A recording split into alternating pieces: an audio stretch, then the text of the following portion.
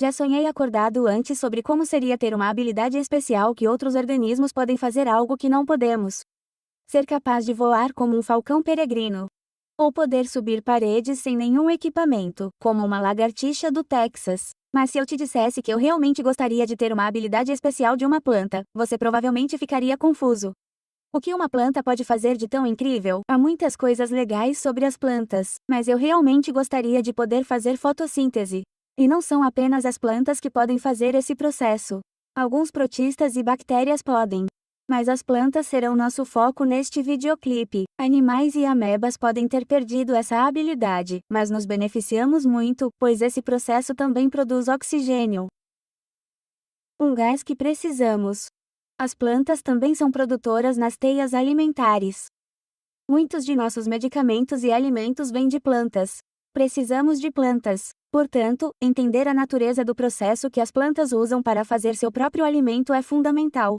Então, quando falo em fazer a própria comida, estou falando em fazer um açúcar que eles precisam. Especificamente, glicose. Você também precisa de glicose, mas você a obtém do que come. As plantas produzem sua própria glicose na fotossíntese.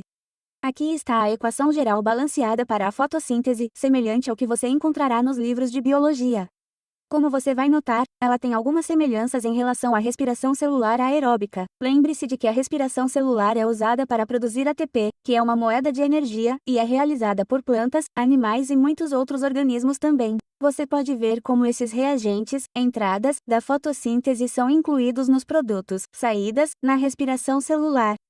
E quanto aos produtos, isso não quer dizer que sejam simplesmente invertidos, é interessante ver o que eles têm em comum.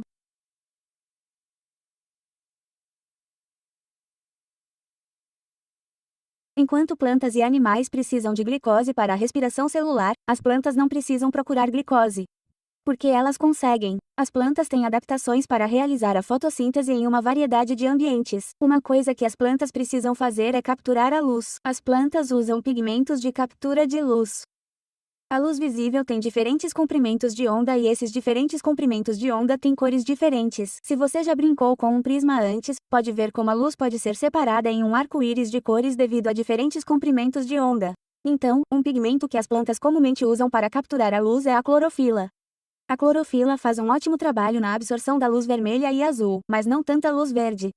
A clorofila reflete a luz verde e, portanto, muitas plantas parecem verdes aos nossos olhos. Além da clorofila, há pigmentos que trabalham com diferentes comprimentos de onda de luz, e isso pode explicar por que o verde não é a única cor que você vê nas plantas. A clorofila é um pigmento que pode ser encontrado nos cloroplastos das células vegetais. Existem duas reações principais que ocorrem no cloroplasto que, juntas, formam a fotossíntese. São elas, as reações dependentes da luz e as reações independentes da luz. As reações independentes da luz também podem ser chamadas de ciclo de Calvin ou até mesmo a reação escura. Interessante. Vamos falar rapidamente sobre as duas e lembre-se, como a maioria dos nossos vídeos, é bastante genérico. Temos alguns links de leitura na descrição do vídeo, onde você pode explorar muito mais detalhes. Reações dependentes da luz acontecem nos tilacoides, pequenos compartimentos nos cloroplastos que contêm pigmento. Uma pilha coletiva seria um grânum, várias pilhas seriam grana. Nas reações dependentes de luz, a luz é capturada e a água, que é um reagente na equação da fotossíntese, é dividida. Isso significa que se você pensar na fórmula química da água que é H20, ela é dividida para que você obtenha elétrons, prótons e oxigênio. O oxigênio também é um produto das reações dependentes de luz. As reações dependentes de luz também produzem ATP e NADPH, que veremos daqui a pouco. Tanto o ATP quanto o NADPH serão necessários para o próximo processo, as reações independentes de luz. Também conhecido como o ciclo de Calvin ou Dark Reaction. O nome pode confundir um pouco. Embora, sim, esse processo não esteja capturando diretamente a luz, também não requer escuridão. E, novamente, precisará de itens das reações dependentes de luz, como o ATP e o NADPH. Reações independentes de luz ainda ocorrem no cloroplasto, mas especificamente, as reações independentes da luz ocorrem no estroma. O estroma é um fluido fora dos tilacoides. Nas reações independentes de luz, ou ciclo de Calvin, o dióxido de carbono entra. É absorvido pelos poros, que estão frequentemente, mas nem sempre, na parte inferior das folhas, e esses poros são chamados de estômatos. As plantas têm a capacidade de abrir e fechar seus estômatos. O gás dióxido de carbono entra nos estômatos e será fixado. Por fixado, quero dizer que, com a ajuda adicional de uma enzima importante, o dióxido de carbono inorgânico é alterado para uma forma orgânica mais utilizável. O ATP das reações dependentes de luz atuará como uma moeda de energia para o ciclo de Calvin. O NADPH que veio das reações dependentes de luz fornecerá poder redutor com isso, quero dizer que ajuda a adicionar elétrons de alta energia a esse processo.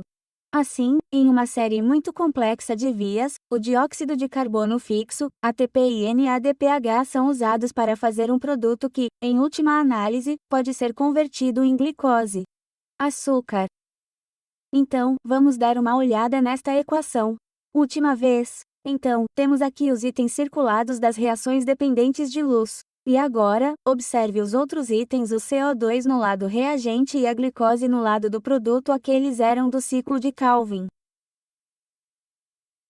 Lembre-se, há muito mais detalhes para explorar neste processo incrível. Você pode aprender sobre os fotossistemas que estão nas reações dependentes de luz ou os detalhes de todas as etapas do ciclo de Calvin e como ATP e NADPH serão convertidos em ADP e NADP+, que podem ser usados novamente pelas reações dependentes de luz.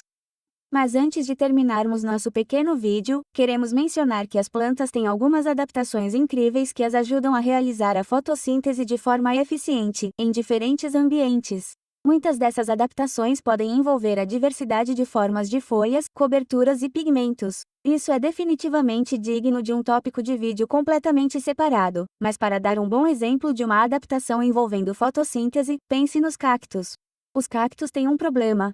Eles geralmente vivem em um deserto quente e, portanto, se abrirem seus estômatos durante o dia quente para obter dióxido de carbono, podem facilmente perder mais água do que seria ideal. A preciosa água pode escapar pelos estômatos se os estômatos estiverem abertos, e isso acontecerá mais rapidamente no sol quente do deserto. Mas os cactos, e algumas outras plantas também, podem fazer algo chamado fotossíntese CAM. Na fotossíntese CAM, as plantas podem abrir seus estômatos à noite, quando não está tão quente, e eles podem capturar dióxido de carbono e armazená-lo quimicamente. Elas podem então usar esse dióxido de carbono no dia seguinte quando o sol está brilhando e ainda assim ter seus estômatos fechados, permitindo que evitem ter que abrir seus estômatos no calor do dia. Bem, é isso para as Amoeba Sisters, e lembramos você de se manter curioso.